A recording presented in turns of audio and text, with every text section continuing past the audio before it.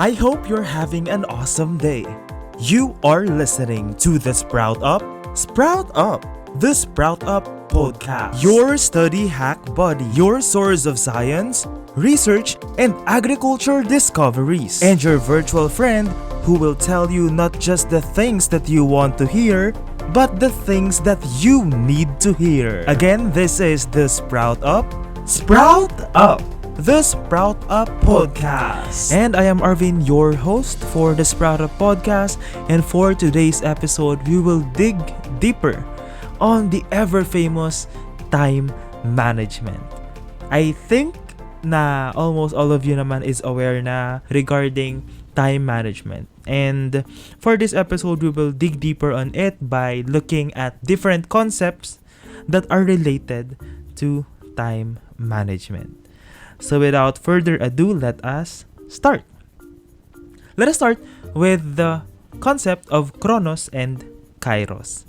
So, in a more understandable way, we can pertain to Chronos as the sequential time. Sequential time, ibig sabihin, ito ay nagaganap chronologically. For example, lunch, breakfast, dinner, yung mga yan. So, it's a sequential time. It is quantitative and it is measured in minutes and is often associated sa past, present, future. So, kumbaga ito yung mga nakaschedule na gawain. Whereas on the other side, ando naman yung Kairos, which is the opportune time, the right time, the suitable time. So, this is measured in quality. Kung kanina it is quantitative and it is measured by minutes, dito naman it is qualitative and is measured by moments. So, I will illustrate this further by using the situation that I already introduced sa episode 1. Ito ay yung kapag kunwari ako ay nag-aaral, tapos biglang merong mag-chat sa akin na friend ko na sabihin na, "Oy, Arvin, I need your advice. I need something." Parang mga ganun na mga bagay. So, I will choose to go to that friend instead of continuing my academics.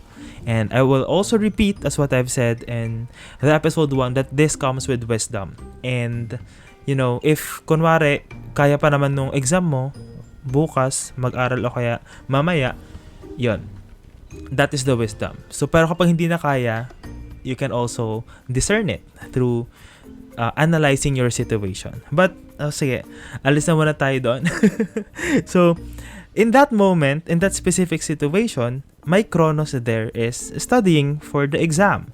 Nakaschedule ako to study for the exam at that specific moment. Pero meron nag-chat sa akin that needs my presence. So, that is my Kairos moment. It is an opportune moment for me. Paano mo malalaman yung Kairos moment mo? Malalaman mo yun by looking at your core values. Kaya nga sabi ko sa episode 1, it is very important for us to have our core values or to identify which aspects of our life are really important to us. And for me, since one of my core values is relationships, I will go there because I value that specific person. I value my relationship with that specific person. And that's why I considered it as a Kairos moment. Ito yung mga kunwari mga biglaang lakad. Have you ever experienced na kunwari nasa bahay ka, nakatambay, wala kang ginagawa o kaya meron kang ginagawa, tapos merong biglang may mga dumating na inaya ka na, "Oy, tara lunch tayo, oy, tara ganito tayo, tara alis tayo, ganito." So those are your Kairos moments. So yun, you can always evaluate that kung ano yung mga bagay that can move you out from your Chronos to your Kairos moment. I hope that is clear. If you have any questions, you can contact me na lang. Perhaps I will place my contact na rin dyan sa description box. Wow. So, moving on, another important thing that we can have when it comes to scheduling and managing our time are task filters. Here, I also learned this to the professor that I am pertaining in episode 1 na yung task filters, we have purpose, priority, and season. These 3 filters have helped me a lot when I am studying and even in my life. Ganon. So, they help me in choosing which task ang uunahin ko. Sige, I will give you an example. This is an example that I always say pag estudyante ka. Okay, tignan natin itong mga example na to. Do laundry, assignment in science, assignment in math, i-edit yung vlog mo, siguro, TikToker ka or what. Arrange passport needs, mag-grocery, pinturahan yung kwarto mo. Ayan. So, those are the things, kunwari na nasa to-do list mo. Ngayon, how will you know kung ano yung uunahin mo doon? So, you need to ask yourself, what is my purpose? Perhaps this can be a purpose for the week. Ano yung purpose mo sa week na to? Ano yung purpose mo for the month or for the year? Ano yung priority mo? Titignan mo yan kasi it will only be you who's gonna be analyzing this. Ano yung priority mo for this specific week? And of course, what is your season? What is your season as a student? Diba? So, what is your season as a working employee? What is your season as a family member? Yung mga ganun na mga bagay. So, you can always ask that to yourself.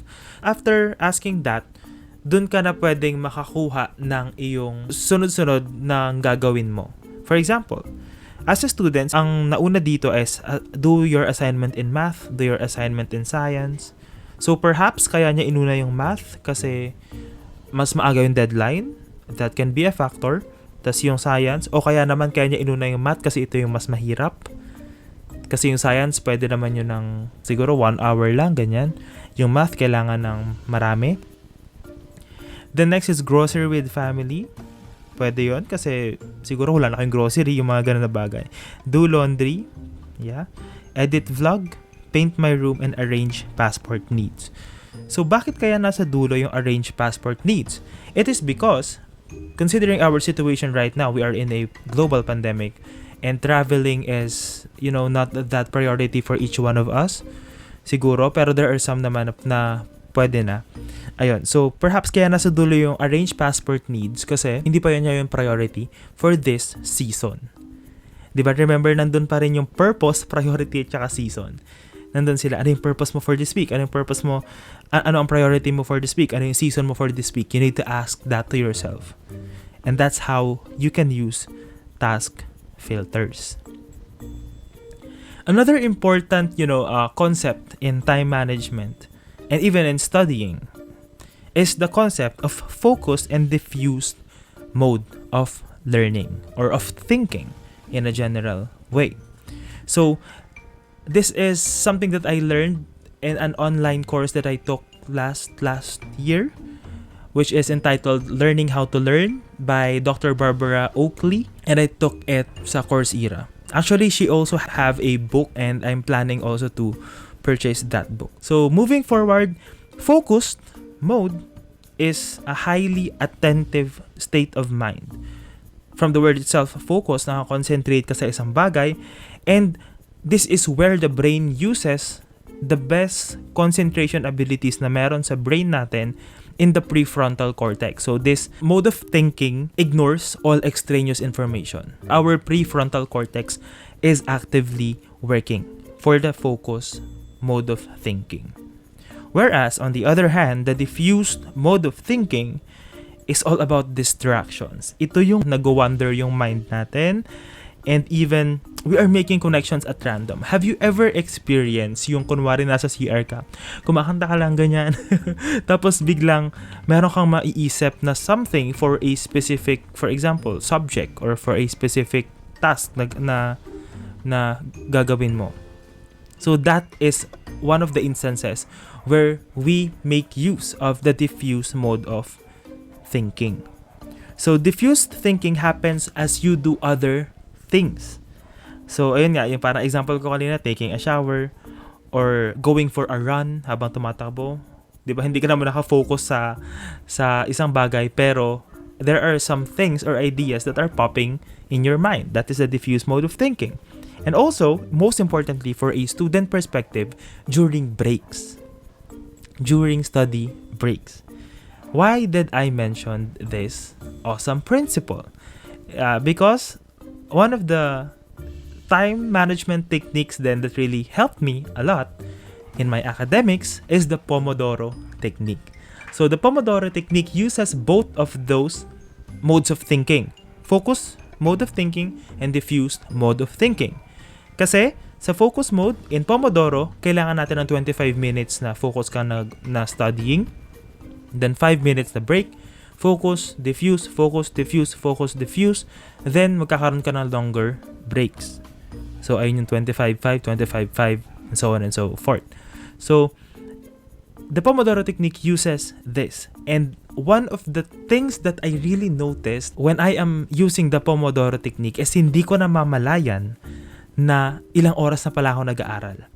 I especially use this when I am writing my manuscript. Hindi ko namamalayan, alas 3 na pala. Hindi mo siya mamamalayan kasi may portion in between na nagre-relax yung utak mo, na nandun siya sa diffuse thought. Another observation that I have made is that merong mga ilang breaks. 'Di ba? 5 minutes na break. Merong mga ilang breaks kung saan parang excited na akong bumalik sa pag-aaral kasi may naisip akong something from the break.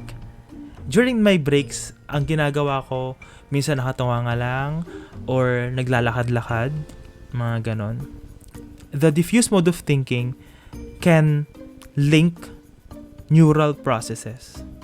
And it can also connect the dots. So take that opportunity kapag you are taking your break. So that's it for this episode. I hope you like this episode. Again, this is Arvin Joshua P. Berlongo for Sprout Up I6111 para sa Bayan, Agham at Agrikultura. Thank you very much.